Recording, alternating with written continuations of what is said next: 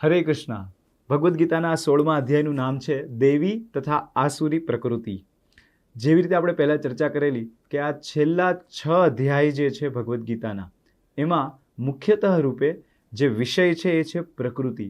પ્રકૃતિ કઈ રીતે જીવ ઉપર પોતાનો પ્રભાવ જમાવે છે. આપણે 13મા અધ્યાયમાં જોયું પ્રકૃતિ, પુરુષ અને ચેતના.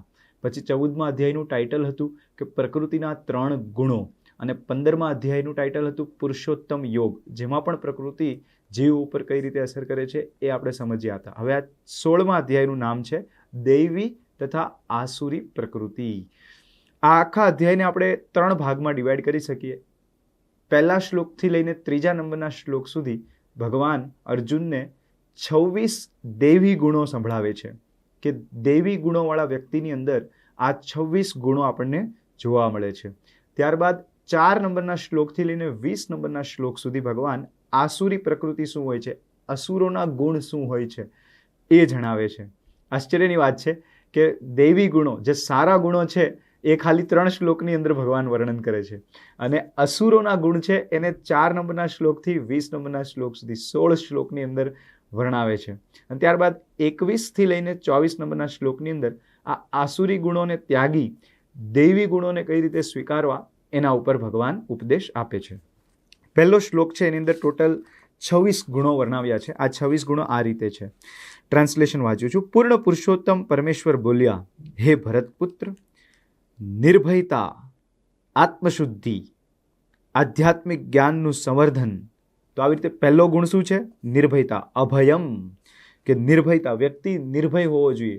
એને કોઈ પણ જગ્યાએ, કોઈ પણ વસ્તુથી કે કોઈ પણ પરિસ્થિતિથી ભય કે ડર ના લાગવો જોઈએ. ખાસ કરીને આ અવસ્થા એક સંન્યાસી માટે કહેવામાં આવી છે, કેમ કે જે સંન્યાસ લે છે, સંન્યાસ અવસ્થામાં જીવન ગુજારે છે, એ વ્યક્તિએ દુનિયામાં એકલા બધી જ જગ્યાએ ભ્રમણ કરવાનું રહે છે, અને એને પૂર્ણતઃ રૂપે કોઈના ઉપર નિર્ભર નથી થવાનું, માત્ર ભગવાન પર જ નિર્ભર થવાનું છે, અને નિર્ભય રીતે બધી જગ્યાએ ભ્રમણ કરે છે અને ભગવાનના નામનો પ્રચાર કરે છે. પણ હા, દૈવી ગુણોવાળા વ્યક્તિની અંદર પણ આ ગુણ હોવો જરૂરી છે, નિર્ભયતા. આપણે પણ આ નિર્ભયતાનો વિકાસ કરવો જોઈએ. જેમ વ્યક્તિ ભગવાનનો ભક્ત બનતો જાય એમ એમ એની અંદર જે ભય છે, કોઈ વસ્તુને લઈને, કોઈ વ્યક્તિને લઈને કે કોઈ પરિસ્થિતિને લઈને, એ ઓછો થવો જોઈએ. એને હંમેશા એક રાહત હોવી જોઈએ કે ભગવાન મારા રક્ષક છે, તો ડરવાની શું વાત છે. શાસ્ત્રમાં કીધું છે કે અવશ્ય રક્ષિબે કૃષ્ણ એ વિશ્વાસ પાલન, કે કૃષ્ણ મારી રક્ષા કરશે, અવશ્ય મારી રક્ષા કરશે. આવો વિશ્વાસ, દ્રઢ વિશ્વાસ એ શરણાગતિનો એક પ્રિન્સિપલ છે. અને બીજી બાજુ એવું પણ કહેવામાં આવ્યું છે, મારે કૃષ્ણ રાખે કે રાખે કૃષ્ણ મારે, કે જે વ્યક્તિને ભગવાન કૃષ્ણ મારવાનું નિર્ધારિત કરે છે એને કોણ બચાવી શકે, અને જે વ્યક્તિને ભગવાન કૃષ્ણ બચાવવાનું વિચારે છે એને કોણ મારી શકે. તો આવો દ્રઢ આપણી અંદર નિશ્ચય હોવો જોઈએ, શ્રદ્ધા પણ હોવી જોઈએ કે ભગવાન મારા રક્ષક છે, તો મને કોઈ કશું નુકસાન ના કરી શકે. આ છે નિર્ભયતા. ત્યારબાદ આત્મશુદ્ધિ. આત્મશુદ્ધિ મતલબ મન અને ચેતના જે છે એ શુદ્ધ હોવી જોઈએ. કઈ રીતે? ભગવાનનું નામ જપ કરીને સતત હરે કૃષ્ણ કૃષ્ણ કૃષ્ણ હરે હરે, હરે રામ રામ રામ હરે હરે. આ 16 શબ્દનો મંત્ર બોલીને એ સાંભળવાનો પ્રયાસ કર્યા કરવો જોઈએ. આનાથી મન અને ચેતના અને આત્મા બધું જ શુદ્ધ રહે છે. બાહ્ય રીતે તો વ્યક્તિએ શુદ્ધ રહેવું જ જોઈએ. આધ્યાત્મિક જ્ઞાનનું સંવર્ધન. આધ્યાત્મિક જ્ઞાન સતત મેળવતું રહેવું જોઈએ. એવરી ડે, જીવનભર એને મેળવતું રહેવું જોઈએ. આપણે ભૌતિક જ્ઞાન છે એ સ્કૂલમાં 12 વર્ષ જઈને પતાવી શકો તમે, કે ત્યારબાદ કોલેજમાં 4 વર્ષ, બીજા 5-6 વર્ષ પીએચડી કર્યા, આટલા વર્ષો કર્યું એટલે ભૌતિક જ્ઞાનનું જે આપણે મેળવવાનું છે એ પ્રક્રિયા પતી જાય. પરંતુ આધ્યાત્મિક જ્ઞાનનું જે સંવર્ધન છે એ જીવનભર ચાલુ રહેવું જોઈએ. વારંવાર આ ભગવદ્ ગીતાને આપણે વાંચવી જોઈએ, સાંભળવી જોઈએ. શ્રીમદ ભાગવતમ ગ્રંથને જીવનભર વારે ઘડીએ વાંચતું રહેવું જોઈએ. તો એ છે આધ્યાત્મિક જ્ઞાનનું સંવર્ધન. દાન. દાન કરવું એ પણ એક દૈવી ગુણ છે. જે અસુર લોકો છે એ દાન ના કરી શકે. કેમ કે અસુરો વિચારે છે કે આ બધું મારું છે અને મારા ભોગવા માટે છે, મારા આનંદ માટે છે. પણ દેવી પ્રકૃતિનો વ્યક્તિ છે એ દાન કરે છે. એને ખબર છે કે આ દુનિયામાં કશું જ મારું નથી, મેં તો મહેનત કરીને ખાલી ચોરી લીધું છે. આ બધું મહેનત કરીને ચોરી લીધું છે, તો મારા પર આનો કોઈ અધિકાર નથી. મારે જેટલી જરૂર છે એટલું જ હું રાખીશ, બાકીનું હું દાન આપીશ. દાન કઈ જગ્યાએ આપીશ, કોને આપીશ? કે જે જગ્યાએ ભગવાન શ્રી કૃષ્ણના ઉપદેશનું સંવર્ધન થઈ રહ્યું હોય, જ્યાંથી ઉપદેશ પ્રચાર થઈ રહ્યો હોય. ભગવાનનું જે મિશન છે આ દુનિયામાં, ધર્મની સ્થાપના કરવી, એ મિશન જે લોકો ફેલાવી રહ્યા છે, જે લોકો આ ભગવાનનું મિશન ચલાવી રહ્યા છે કે ભગવત જ્ઞાનનો પ્રચાર કરવો, એવી જગ્યાએ દાન આપવું, વૈષ્ણવોને, ભક્તોને દાન આપવું, જે પૂર્ણતઃ ભગવાનની સેવામાં લાગેલા છે. બાકી બધા જે દાન છે એ આસુરી દાન છે, કે વ્યક્તિ પોતાના સેલ્ફ સેટિસ્ફેક્શન માટે અથવા તો પોતાના માન સન્માન એને વધારવા માટે દાન કરતો હોય છે સામાન્ય રીતે. તો અહીંયા જે દાન કીધું છે દૈવી ગુણોવાળા વ્યક્તિનું દાન, એ દાન ભગવત કાર્યોમાં દાન કરવું જોઈએ. આત્મસંયમ, યજ્ઞપરાયણતા, વેદા અધ્યયન, તપશ્ચર્યા. તપસ્યા, વ્યક્તિએ તપસ્યા કરવી જોઈએ. કેવી રીતે? કે શાસ્ત્રોમાં જે વિધિ વિધાન આપ્યા છે કે એકાદશીના દિવસે ઉપવાસ કરવો જોઈએ, ભગવાનના અવતરણ દિવસ જેમ કે જન્માષ્ટમી, ત્યારબાદ રામનવમી, નરસિંહ ચતુર્દશી, બલરામ જયંતી, આવા બધા જે ઉત્સવો આવે છે, તહેવારો આવે છે, ભગવાનના અવતરણ દિવસો છે, એવા દિવસો પર, આ બધા દિવસોને માધવ તિથિ કહેવાય, આવી માધવ તિથિઓ પર ઉપવાસ કરવો એ એક તપસ્યા છે. ત્યારબાદ સાદાઈ, જીવન સાદગી ભર્યું હોવું જોઈએ. બહુ બધી વસ્તુઓ ભેગી કરવાનો શોખ ના હોવો જોઈએ. અનેક ના જરૂરી વસ્તુઓ હોય એવી બધી ભેગી કરવી અને ઘરમાં એને શૃંગારવી અને બધાને બતાવવી, આ સાદગાઈના પ્રિન્સિપલના વિરુદ્ધમાં છે. સાદાઈ મતલબ બહુ ઓછા પોસેશન્સ હોવા જોઈએ.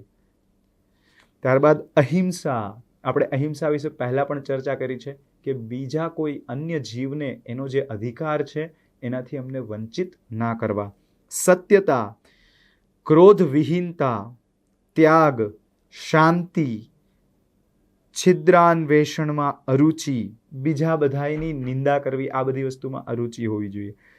જીવ માત્ર પર દયા, બીજા જીવ પ્રત્યે દયા હોવી જોઈએ.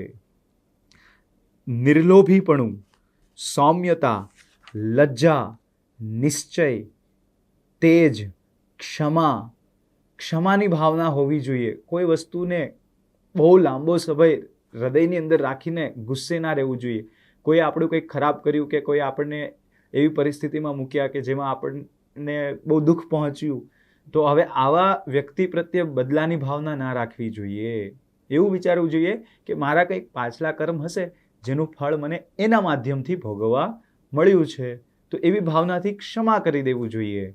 ત્યારબાદ ધૈર્ય, પવિત્રતા, ઈર્ષ્યાથી મુક્તિ. બહુ જ જરૂરી ગુણ છે આ ઈર્ષ્યાથી મુક્તિ. મનુષ્યએ ઈર્ષ્યા ના કરવી જોઈએ. કોઈ બીજા વ્યક્તિથી જેની પાસે આપણા કરતાં વધારે હોય એનાથી ઈર્ષ્યા ના કરવી જોઈએ. કોઈ વસ્તુ વધારે હોઈ શકે, કોઈની પાસે ધન સંપત્તિ વધારે હોઈ શકે, કોઈની પાસે સૌંદર્યતા વધારે હોઈ શકે, કોઈની પાસે પ્રખ્યાતિ વધારે હોઈ શકે, તો આ બધું વધારે જોઈને આપણે સ્વાભાવિક છે કે ઈર્ષ્યા થાય કે કેમ એની પાસે છે. પણ ઈર્ષ્યા ના થવી જોઈએ. કેમ કે ભગવાને કોઈ વ્યક્તિને કશું પણ આપ્યું છે, જો કોઈને વધારે ધન આપ્યું છે કે વધારે સૌંદર્યતા આપી છે કે પછી વધારે કોઈને પ્રખ્યાતિ આપી છે કે કશું પણ વધારે આપ્યું છે, તો એ વ્યક્તિ એ વસ્તુનો હકદાર છે. એ ક્વોલિફાઈડ વ્યક્તિ છે એ વસ્તુને ધારણ કરવા માટે. ભગવાન કોઈને એમ જ આંખો બંધ કરીને નથી આપી દેતા, મન ફાવે એમ ડિસ્ટ્રીબ્યુટ નથી કરતા કોઈ પણ વસ્તુ. ભગવાન હંમેશા વ્યક્તિ જેટલો ડિઝર્વ કરતો હશે એટલું જ એને આપે છે. તો કોઈને બહુ મોટી પોઝિશન મળી છે તો એ પોઝિશન પણ ભગવાને સેન્કશન કરી છે. શું કામ સેન્કશન કરી છે? કેમ કે એ વ્યક્તિ એ ડિઝર્વ કરે છે, એ એના લાયક છે, એણે એવા કર્મો કર્યા છે એટલે ભગવાને એને આપ્યું છે. અને મને નથી આપ્યું કેમ કે હું લાયક હજુ નથી, હું હજુ ડિઝર્વ નથી કરતો. તો જ્યારે કોઈ બીજાને મળેલું છે તો એનું આપણે માન સન્માન કરવું જોઈએ કે ભગવાને એને આપ્યું છે, ભગવાને એમને આટલો મોટો હોદ્દો આપ્યો છે, ભગવાને એમને આટલું ધન આપ્યું છે, ભગવાને એમને આટલા સુંદર બનાવ્યા છે, તો આપણે ભગવાન કૃષ્ણનો હાથ જોવો જોઈએ જ્યારે આપણે બીજા કોઈ પાસે આપણા કરતાં વધારે જોઈએ છીએ ત્યારે. તો જ્યારે પણ આપણે જોઈશું કે ભગવાને એને આપ્યું છે એવી દ્રષ્ટિથી જો આપણે વિચારીશું તો ઈર્ષાનો કોઈ સવાલ જ નથી, ઈર્ષા થઈ જ ના શકે. તો આપણે આવા દ્રષ્ટિકોણને વિકસાવવો જોઈએ. ત્યારબાદ માનની ઈચ્છાથી મુક્તિ, આ 26મો ગુણ છે. પહેલો ગુણ હતો નિર્ભયતા, અને ત્યારબાદ આટલા બધા ગુણો સમજ્યા બાદ હવે છેલ્લો ગુણ છે માનની ઈચ્છાથી મુક્તિ. આ સૌથી છેલ્લે કેમ કહી રહ્યા છે ભગવાન? કેમ કે જ્યારે આગળના જે 25 સદગુણો, દૈવી ગુણો વ્યક્તિની અંદર હોય તો આપોઆપ એ હવે માનનો ઈચ્છુક થઈ જાય છે કે બધા મારી રિસ્પેક્ટ કરવા જોઈએ, મારું સન્માન કરવા જોઈએ. તો આવી ભાવના એની અંદર આવી જાય છે. તો ભગવાન કહે છે કે આવી રીતે માન એક્સપેક્ટ કરવું એ પણ આસુરી ગુણ છે. આપણે કોઈ બીજા પાસેથી, અન્ય જીવ પાસેથી માન સન્માન એની અપેક્ષા રાખવી ના જોઈએ. તો આ છે 26 દૈવી ગુણો. હરે કૃષ્ણ. યુટ્યુબ પર આ અધ્યાયના વિડીયોના ડિસ્ક્રિપ્શનમાં એક ક્વિઝની લિંક અમે આપી છે. તો આ ક્વિઝના લિંક પર જાઓ અને આ અધ્યાયને ડિટેલમાં સ્ટડી કરીને આ ક્વિઝના જવાબો તમે આપો. અને જે પણ વ્યક્તિ ક્વિઝમાં ખૂબ જ સારો સ્કોર કરશે તેમને હરે કૃષ્ણ મંદિર તરફથી એક ગિફ્ટ મોકલવામાં આવશે. હરે કૃષ્ણ.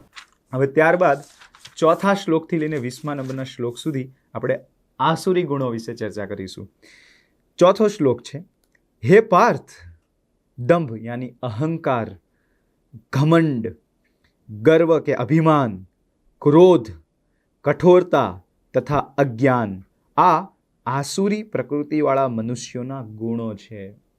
કોઈ વ્યક્તિનો પ્રકૃતિ આસુરી હોય, અસુર જેવો છે, તો એના જે ગુણ છે એ આ 6 પ્રકારના ગુણો હશે. અહંકારી હશે, ત્યારબાદ ઘમંડી હશે, અભિમાની હશે, ક્રોધ, નાની નાની વસ્તુઓ પર એને ગુસ્સો આવી જતો હશે, ત્યારબાદ કઠોર, એનું હૃદય બહુ કઠોર હશે, એને કંઈ ફરક જ નહીં પડે. કોઈ બીજો જીવ રસ્તામાં દુઃખી છે, કોઈની જોડે એક્સિડન્ટ થઈ ગયું તો એ ખાલી જોયા કરશે, વિડીયો લેશે, પોસ્ટ કરશે, પણ એટલો કઠોર છે એને કંઈ ફરક નહીં પડે કે અરે એને મદદની જરૂર છે, હું હાથ ફેલાવું, મદદ કરું. એવી ભાવના એની અંદર નહીં આવે. એટલા માટે કલિયુગની અંદર આપણે જોઈ શકીએ કે મોટા ભાગના લોકો છે, હવે જે હું વર્ણન કરીશ એ બધાની અંદર આ બધા આસુરિક ગુણો જોવા મળે છે આપણને. લોકો કઠોર થઈ રહ્યા છે, અભિમાની થઈ રહ્યા છે.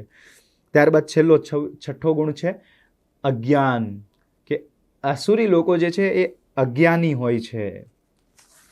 શાનું જ્ઞાન નથી હોતું એમને? આત્માનું જ્ઞાન નથી.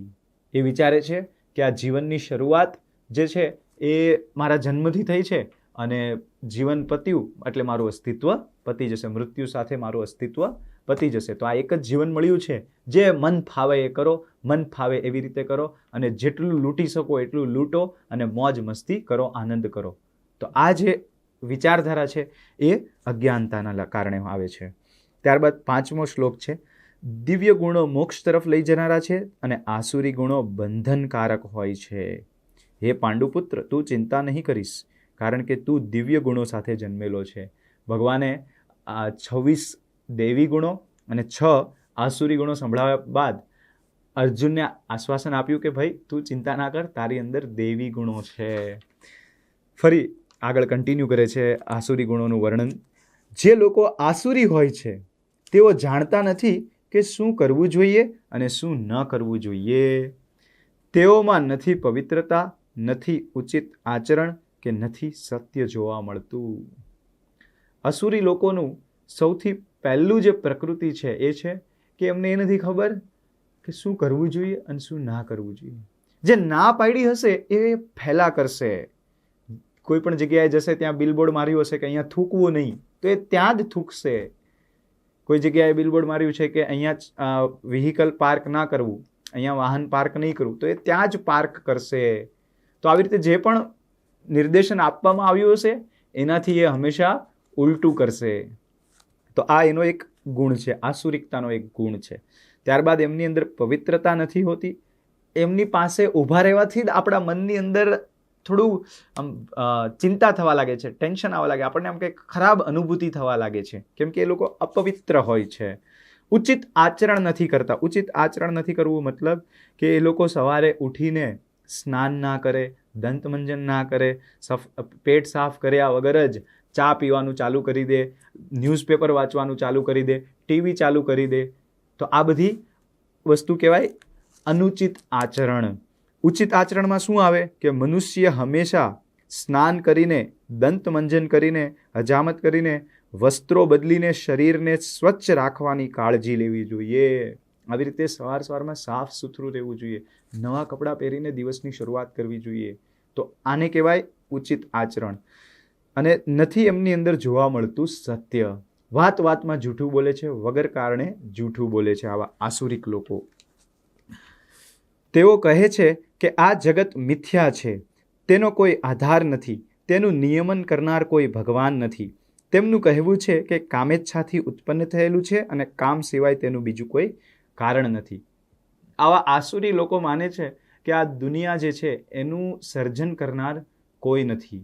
આ કામિચ્છાથી કાં તો ઓટોમેટિક અથવા તો બાય ચાન્સ આખું બ્રહ્માંડ ઉત્પન્ન થયું છે અને આને ચલાવનાર અને બનાવનાર કોઈ છે નહીં. એ નથી માનતો ભગવાનના અસ્તિત્વમાં. ભગવાન અહીંયા ભગવદ્ ગીતામાં કહી રહ્યા હતા કે મયા અધ્યક્ષેણ પ્રકૃતિ સુયતે સચરાચરમ, કે આખી પ્રકૃતિ મારા અધ્યક્ષમાં ચાલી રહી છે, મારા નિયંત્રણમાં ચાલી રહી છે.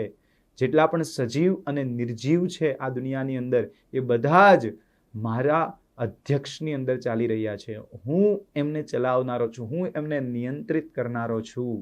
પણ આ વાતમાં આવા આસુરિક લોકો માનતા નથી. એવો માને છે કે ફિઝિક્સના લો ચલાવે છે, કેમિસ્ટ્રી, બાયોલોજી, આ બધા અલગ અલગ લોઝ છે જે આ દુનિયાને ચલાવી રહ્યા છે. પણ એમની બુદ્ધિ એટલી નથી ચાલતી કે આ લોને કોણે બનાવ્યા, આ લો કોણે સેટ કર્યા, એવો સવાલ એ પૂછી શકતા નથી. અને જ્યારે એમને આવો સવાલ પૂછવામાં આવે છે કે આ ફિઝિક્સના લો, બાયોલોજીના લો, કેમિસ્ટ્રીના લો કોણે બનાવ્યા, તો એમનો જવાબ આપે છે કે એ બાય ચાન્સ ક્રિએટ થયા છે. તો એ ચાન્સમાં માને છે, ભગવાનમાં માનતો નથી. ત્યારબાદ આગળ 9મા શ્લોકમાં આવા નિષ્કર્ષોને અનુસરનાર આત્મજ્ઞાન ગુમાવી દીધેલા બુદ્ધિહીન આસુરી લોકો એવા અહિતકર અને ભયાવહ કાર્યોમાં પરોવાયેલા રહે છે કે જગતના વિનાશ માટે હોય છે. જે લોકો આવી રીતે ભગવાનમાં નથી માનતા એ લોકો આત્મજ્ઞાન ગુમાવી દીધા બાદ બુદ્ધિહીન થઈ જાય છે અને જગતનો વિનાશ થાય એવા કાર્યોમાં પરોવાયેલા રહે છે. બેસ્ટ ઉદાહરણ છે કે આ ન્યુક્લિયર બોમ્બ. બહુ મોટા મોટા સાયન્ટિફિક બ્રેઇન છે, પણ શું કરી રહ્યા છે? એવા બોમ્બ બનાવી રહ્યા છે, એવા વેપન્સ બનાવી રહ્યા છે જેનાથી જગતનો વિનાશ થોડીક ક્ષણોમાં જ થઈ જાય. ચલો, બોમ્બ બનાવવામાં નથી લાગ્યા, આઈટી ઇન્ડસ્ટ્રીમાં છે. તો આઈટી ઇન્ડસ્ટ્રીમાં પણ એ શું કરી રહ્યા છે? એવા મોબાઈલ એપ્લિકેશન ડેવલપ કરી રહ્યા છે કે લોકો વધારેમાં વધારે સમય મોબાઈલ પર વિતાવે, લોકો એડિક્ટ થઈ જવા જોઈએ અમારા એપ્લિકેશનથી. આવી માનસિકતાથી એ કરોડો રૂપિયાનું ઇન્વેસ્ટમેન્ટ કરે છે, રિસર્ચ કરે છે અને એપ્લિકેશન્સ ડેવલપ કરે છે જેમાં લોકોનો સમય વ્યર્થ થાય, લોકોની બુદ્ધિ વ્યર્થ થઈ જાય. નહીતર એવી બધી ગેમ્સ ડેવલપ કરે છે જેમાં ટીનેજર્સ, યુવા અવસ્થાના છોકરાઓ, બાળકો, બાળકીઓ પોતાના કિંમતી સમય કલાકોને કલાકો વ્યર્થ કરી નાખે. સો આવી બધી ટેકનોલોજી વિકસાવવામાં આવી રહી છે જેનાથી લોકો એડિક્ટ થાય અને એમનો કિંમતી સમય અને એમની કિંમતી બુદ્ધિ વ્યર્થ થઈ જાય, એમનો વિનાશ થઈ જાય, એમની માનસિક તથા શારીરિક બંને તબિયત ખરાબ થઈ જાય. આવી બધી વસ્તુઓ બનાવવામાં લાગેલા છે બહુ મોટા મોટા ભણેલા લોકો. તો આ આસુરિક બુદ્ધિવાળા લોકો છે. કેમ આસુરિક બુદ્ધિ છે? કેમ કે જ્યારે સ્કૂલ કોલેજમાં ગયા ત્યારે એમને આ આધ્યાત્મિક જ્ઞાન આપવામાં નથી આવ્યું, એમને આ આત્મજ્ઞાન આપવામાં નથી આવ્યું કે જીવનનો ઉદ્દેશ્ય શું છે, એ ઉદ્દેશ્ય પામવા માટે શું કાર્યો કરવા જોઈએ, શું વસ્તુઓ બનાવવી જોઈએ, એ જ્ઞાન એમને આપવામાં નથી આવ્યું. માત્ર ને માત્ર પોતાની ઇન્દ્રિય તૃપ્તિ કઈ રીતે કરવી અને લોકો ઉપર પોતાનું નિયંત્રણ કઈ રીતે જમાવવું, આવી જ માનસિકતા એમની અંદર વિકાસ કરવામાં આવેલી છે. તો એ છે આસુરિક ગુણના પ્રભાવો. ત્યારબાદ 10મા શ્લોકમાં કીધું છે કદાપી સંતુષ્ટ ન થનાર, કામનો આશ્રય લઈને તથા ગર્વના મદમાં તથા મિથ્યા પ્રતિષ્ઠામાં ડૂબેલા આસુરી લોકો આ રીતે મોહગ્રસ્ત થઈને હંમેશા ક્ષણભંગુર વસ્તુઓ દ્વારા અપવિત્ર કર્મનું વ્રત લેતા હોય છે. જાણે એણે વ્રત લઈ લીધું છે કે બીજાનું નુકસાન થાય એવા જ કામો કરવાના છે. મોટા મોટા કતલખાનાઓ સેટ કરી રહ્યા છે. ભણેલા ગણેલા ઇન્ડસ્ટ્રીયલિસ્ટ, ભણેલા ગણેલા એન્જિનિયરો, આ બધા શું કરી રહ્યા છે? એવા કતલખાનાઓ બનાવી રહ્યા છે કે જેમાં 1 કલાકની અંદર લાખોના લાખો પશુઓનો વધ કરી શકાય અને એમના શરીરોમાંથી ખાવાનું બનાવી શકાય. 11 અને 12 શ્લોકમાં તેઓ એવો વિશ્વાસ ધરાવે છે કે ઇન્દ્રિયોની તૃપ્તિ એ જ માનવ સભ્યતાની મુખ્ય જરૂરિયાત છે. એ રીતે અંતકાળ સુધી તેમને અપાર ચિંતા રહે છે. તેઓ લક્ષ્યાવધિ ચિંતાઓની જાળમાં બંધાયેલા રહીને અને કામ તથા ક્રોધમાં ડૂબેલા રહીને ઇન્દ્રિય તૃપ્તિ માટે અનૈતિક સાધનો દ્વારા ધન સંગ્રહ કરે છે. આસુરી મનુષ્યો વિચારે છે, આજે મારી પાસે આટલું ધન છે અને મારી યોજનાઓ દ્વારા હું વળી વધારે ધન મેળવીશ. આજે મારું બેંક બેલેન્સ 5 લાખ 10 લાખ છે. હવે હું યોજના બનાવીશ કે કઈ રીતે મ્યુચ્યુઅલ ફંડમાં ઇન્વેસ્ટ કરીશ, કઈ રીતે હું આને શેર બજારમાં ઇન્વેસ્ટ કરીશ, કઈ રીતે હું આ કોઈ બીજાને ઉધાર આપીશ વ્યાજ ઉપર, અને આવી બધી યોજનાઓથી કઈ રીતે આ હું ધનને વધારીશ. અને વધારે થઈ ગયું એકવાર, ત્યારબાદ શું કરીશ? હાલમાં મારી પાસે આટલું છે અને ભવિષ્યમાં તે વધારે થઈને આટલું થઈ જશે. તે મારો શત્રુ છે, મેં તેને મારી નાખ્યો છે અને મારા બીજા શત્રુઓ પણ માર્યા જશે. હું બધી વસ્તુઓનો સ્વામી છું, હું ભોગતા છું, હું સિદ્ધ છું, શક્તિશાળી અને સુખી છું. હું સૌથી વધુ ધનવાન છું તથા મારી આજુબાજુ મારા કુળવાન સંબંધીઓ છે. કોઈ અન્ય મારા જેવો બળવાન તથા સુખી નથી. હું યજ્ઞો કરીશ અને દાન આપીશ અને આ રીતે આનંદ પામીશ. આવી આસુરિક બુદ્ધિ હોય છે લોકોની અંદર. કેવા લોકોની અંદર? આસુરી ગુણોવાળા લોકોની અંદર. બધાને ખત્મ કરી નાખીશ, હું જ બચીશ, બધું ખત્મ થઈ જશે, બધા મારા કોઈ કોમ્પિટિટર બચશે નહીં, હું જ સર્વોચ્ચ બની જઈશ. આવી બધી ભાવના એ ધરાવે છે. પણ એ ભૂલી જાય છે કે સમય એનું બધું જ છીનવી લેશે. એનું ધન, એનું બળ, એનું અભિમાન, એની પાસે જે પણ છે બધું જ ખત્મ કરી દેશે સમય. એનું શરીર પણ સમય ખત્મ કરી નાખે છે. આ વસ્તુનું એને જ્ઞાન નથી. ત્યારબાદ આગળના શ્લોક છે, પોતાને જ શ્રેષ્ઠ માનનારા, સદા ઉદ્ધત રહેતા, ધન સંપત્તિ તથા મિથ્યાભિમાની મોહગ્રસ્ત થયેલા લોકો કોઈ વિધિ વિધાનનું પાલન કર્યા વગર કેટલીક વખત નામ માત્ર માટે બહુ ગર્વથી યજ્ઞ કરે છે. ઘણીવાર એ ધાર્મિક કાર્યો પણ કરે છે આવા આસુરિક લોકો, કે કોઈ યજ્ઞ વિધિનું આયોજન કરે કે કોઈ ઉત્સવનું આયોજન કરે, અને એનો ઉદ્દેશ્ય શું છે? કે મારું નામ હજુ વધારે પ્રખ્યાત થશે. બધા લોકો આ યજ્ઞમાં આવે, આ ઉત્સવમાં આવે, આ ગેટ ટુગેધરમાં આવે અને જોવે કે મારી પાસે કેટલી સંપત્તિ છે, હું કેટલો ધનવાન છું, મારા છોકરાઓ અમેરિકામાં સેટલ થઈ ગયા છે, મારી છોકરી એક બહુ મોટા ઇન્ડસ્ટ્રીયલિસ્ટને ત્યાં મેરેજ કરવાની છે. આ બધું જોવે અને મારા નામની પ્રખ્યાતિ હજુ વધે. તો આવી ભાવનાથી એ લોકો યજ્ઞ કરતા હોય છે.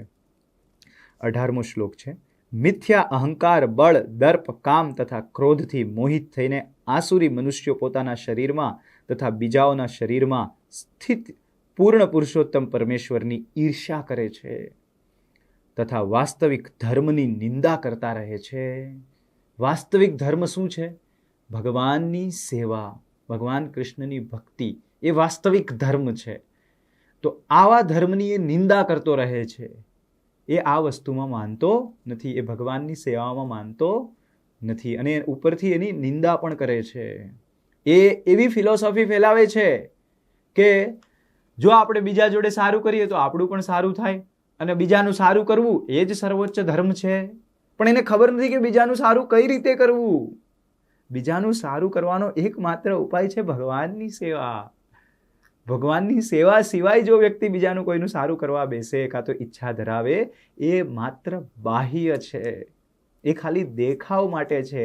તમે આવી રીતે કોઈનું સારું કરી જ ના શકો. તમે વિચારો છો કે મેં એને ખાવાનું ખવડાવ્યું, એનું પેટ ભરાઈ ગયું, મેં એને સુખ આપ્યું. નહીં, આજે એ ભૂખ્યો રહેવાનો હતો, તમે એને આજે ખાવાનું આપી દીધું તો હવે આજે ભૂખ્યો નથી રહ્યો. તો એને જે કર્મનું દુઃખ આજે ભોગવવાનું હતું એ એને આજે નથી મળ્યું, એને આવતીકાલે મળશે. તમે ખાલી એનું દુઃખ પોસ્ટપોન કર્યું છે, આજની જગ્યાએ કાલે કરી દીધું છે, પણ એ ખત્મ નથી કર્યું. એનું દુઃખ ત્યારે જ ખત્મ થશે, એની ભૂખ ત્યારે જ ખત્મ જશે જ્યારે એના પાછલા જે કુકર્મ છે, જેનું પરિણામ એ ભોગવી રહ્યો છે, એ ખત્મ થઈ જાય, એના પાપ કાર્યો બળી જાય. એ કઈ રીતે સંભવ છે? એ છે જ્યારે એને ભગવાનનો પ્રસાદ આપવામાં આવે છે ત્યારે. જ્યારે એ ભગવાનનું નામ જપ કરશે, ભગવાનનો પ્રસાદ ખાશે, ત્યારે એ વ્યક્તિ મૂળ રૂપે દુઃખમાંથી બહાર નીકળી જશે. એના દુઃખના જે મૂળ છે એ ખત્મ થઈ જશે.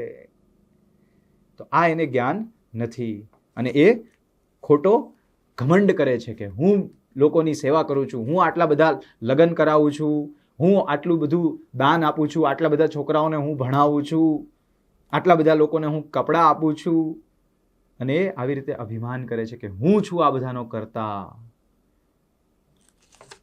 ત્યારબાદ 19મો શ્લોક છે, જે લોકો ઈર્ષાળુ તથા ક્રૂર છે અને નરાધમ છે, તેમને હું વિભિન્ન આસુરી યોનિઓમાં મૂકીને નિરંતર ભવસાગરમાં નાખ્યા કરું છું. હવે ભગવાન કૃષ્ણ કહી રહ્યા છે કે આવા આસુરિક લોકોને ભગવાન નિરંતર આ દુનિયાની અંદર ભવસાગરની અંદર રાખે છે, વારંવાર એમને આસુરી યોનિઓમાં જન્મ આપે છે. હે કુંતીપુત્ર, આવા મનુષ્યો આસુરી યોનિમાં વારંવાર જન્મ ગ્રહણ કરીને ક્યારેય મારા સુધી પહોંચી શકતા નથી. તેઓ ક્રમશઃ અત્યંત અધમ જીવનની ગતિને પામે છે. બહુ આશ્ચર્યજનક વસ્તુ ભગવાન કૃષ્ણ કહી રહ્યા છે. આખી ભગવદ્ ગીતામાં ભગવાન કૃષ્ણ કહી રહ્યા છે કે વ્યક્તિ આમ કરશે તો મારી પાસે આવશે, તેમ કરશે તો મારી પાસે આવશે. હે અર્જુન, તું આમ કર તો અવશ્ય મારી પાસે આવીશ. આપણે દરેક અધ્યાયની અંદર જોયું ભગવાન વારે ઘડીએ કહે છે કે મારી પાસે આવ, મારી પાસે આવ, કઈ રીતે મારી પાસે આવું, આવું બધી વસ્તુઓ કહી રહ્યા છે ભગવાન. અને અહીંયા પહેલી વાર એ કહી રહ્યા છે કે આવા મનુષ્યો મારી પાસે પહોંચી શકતા નથી, અને હું એમને આવી તુચ્છ યોનિમાં વારે ઘડીએ મોકલ્યા કરું છું અને મારી પાસે આવવા દેતો નથી. તો કેમ? કેમ કે એમની અંદર આવી બધી ભાવનાઓ છે. ભગવાન રોબોટ કંટ્રોલર બનવા નથી માંગતા. એ કોઈને જબરજસ્તી પોતાની પાસે લાવવા નથી માંગતા. એ આપણે યાદ રાખવું જોઈએ. અહીંયા એક ખાસ વસ્તુ બીજી એ પણ કીધી છે કે આવા લોકોને આસુરી યોનિઓમાં જન્મ આપે છે, અસુરોને ત્યાં જન્મ આપે છે, જેથી એ બાળપણથી જ પોતાની અસુર વૃત્તિઓને એક્ઝિબિટ કરી શકે. હમણાં થોડાક સમય પહેલા એક સમાચાર આવ્યા હતા કે વડોદરામાં એક ભાઈએ પોતાના બંને પુત્રોના નામ રાખ્યા છે રાવણ અને દુર્યોધન. કેમ? એવું સાબિત કરવા માટે કે આ મહાભારત, રામાયણ, આ બધી વસ્તુઓ ખાલી માન્યતા છે, માઇથોલોજી છે. આ બધી વસ્તુઓમાં, આ બધા શાસ્ત્રોમાં કોઈ સત્ય નથી. આ બધું માન્યતાઓ છે. તો આવી માન્યતાઓને હું તોડવા માંગુ છું કે રાવણ અને દુર્યોધન એ મારા છોકરાના નામ છે. તો આવી આસુરિક બુદ્ધિવાળા લોકો હોય એમને ત્યાં અસુરોને જન્મ આપે છે, જેથી એ પોતાની અસુરિક પ્રવૃત્તિઓ છે એને આરામથી બહાર કાઢી શકે. ત્યારબાદ 21મા શ્લોકમાં કીધું છે, આ નર્કના 3 દ્વાર છે, કામ, ક્રોધ અને લોભ. કોઈ નર્ક જવું હોય તો એમનો સરળ ઉપાય બતાવ્યો છે કે આ 3 વસ્તુઓથી ગ્રહિત થઈ જવાનું. કઈ 3 વસ્તુઓ? કામ, ક્રોધ અને લોભ. આ 3ની અંદર પણ જે કામ છે એ મુખ્ય છે. કામ એટલે ઈચ્છાઓ, કે ઇન્દ્રિય તૃપ્તિની બહુ બધી ઈચ્છાઓ. કેમ કે બાકી જે 2 વસ્તુઓ છે, ક્રોધ અને લોભ, એને જન્મ આપનાર પણ આ ઈચ્છાઓ જ છે. જો કોઈની બહુ દ્રઢ ઈચ્છા છે કે મારે આ મેળવવું જ છે, આ મેળવવું જ છે, આટલી સંપત્તિ ભેગી કરવી જ છે, અને એ સંપત્તિ એને નથી મળતી તો એ ક્રોધિત થાય છે, ગુસ્સે થાય છે. અને જો એને સંપત્તિ એ મળી જાય છે તો એનો લોભ વધે છે, એને હજુ લોભ આવે છે કે હજુ વધારે હોવી જોઈએ. તો આ જે કામ છે એ ક્રોધ અને લોભનો પણ ઉદ્ગમ સ્થાન છે. તો આ 3 વસ્તુઓ, કામ અને એમાંથી ઉત્પન્ન થતા ક્રોધ અને લોભ, આ 3 વસ્તુઓ નર્કના દ્વાર છે. વ્યક્તિને નર્ક જવું હોય તો આ એમના માટે સરળ ઉપાય છે. આ 3 વસ્તુઓ દ્વારા એ જઈ શકે છે. ત્યારબાદ 22મા શ્લોકમાં કીધું છે, હે કુંતીપુત્ર, જે મનુષ્ય આ નરકના 3 દ્વારોથી બચી ગયેલો હોય છે તે આત્મ સાક્ષાત્કાર માટે કલ્યાણકારી કાર્ય કરે છે અને પછી ક્રમશઃ પરમ ગતિ પામે છે. 23મો શ્લોક બહુ જ અગત્યનો શ્લોક છે આ. યહ શાસ્ત્ર વિદ્ધિમ ઉત્સર્જ્ય વર્તતે કામકારતઃ ન સ સિદ્ધિમ અવાપ્નોતિ ન સુખમ ન પરામ ગતિમ. યહ શાસ્ત્ર વિધિમ ઉત્સર્જ્ય, કે જે વ્યક્તિ આ શાસ્ત્રોની વિધિને માનતો નથી, જે શાસ્ત્રોમાં નથી માનતો, શાસ્ત્રોની વિધિના પાલનોમાં નથી માનતો, એ વ્યક્તિ નસ સિદ્ધિમ અવાપ્નોતિ, ક્યારેય સિદ્ધિ નથી પામતો, ન સુખમ, ક્યારેય સુખ નથી પામતો, ન પરામ ગતિમ, કે ભગવદ ધામ પામતો નથી. જે વ્યક્તિ શાસ્ત્ર વિધિનું પાલન નથી કરતો, એ વ્યક્તિ ક્યારેય સુખ નથી પામતો, એ સુખી ના રહી શકે. જો કોઈ વ્યક્તિ ભગવાનમાં ના માને અને આ બધા શાસ્ત્રોને ના વાંચે, ભગવદ્ ગીતા, ભાગવતમ એને ના વાંચે, એમાં આપેલા વિધિ, એમાં આપેલા નિર્દેશનોનું એ પાલન ના કરે, તો એ ક્યારેય સુખી ના થઈ શકે.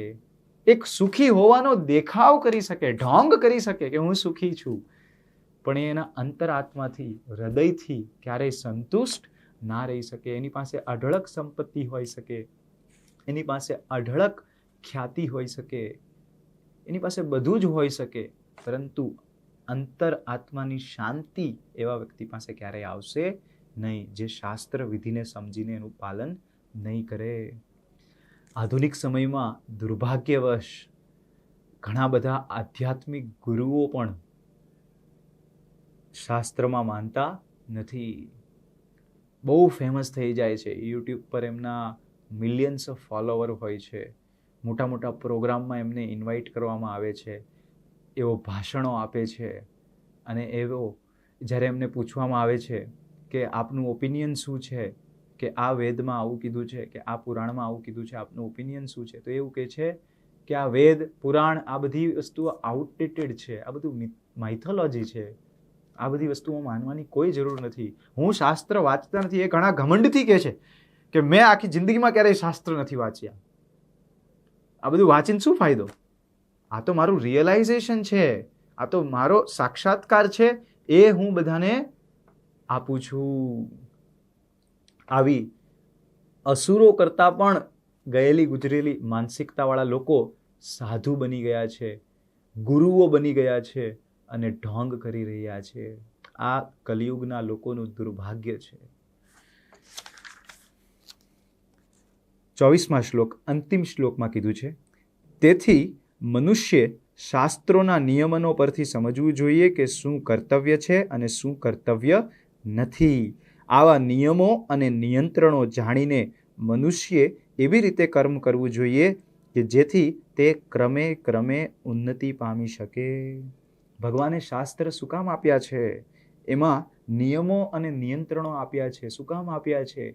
જેથી આ દુનિયાની અંદર એક વ્યવસ્થા બની રહે, લોકો પરસ્પર રીતે સુખ શાંતિથી જીવી શકે, એકબીજાના રસ્તામાં ના આવે, એકબીજાને નડે નહીં, એકબીજાનું નુકસાન ના કરે, એવી રીતે લોકો જીવી શકે, એના માટે શાસ્ત્રોના નિયમો અને નિયંત્રણો આપવામાં આવ્યા છે.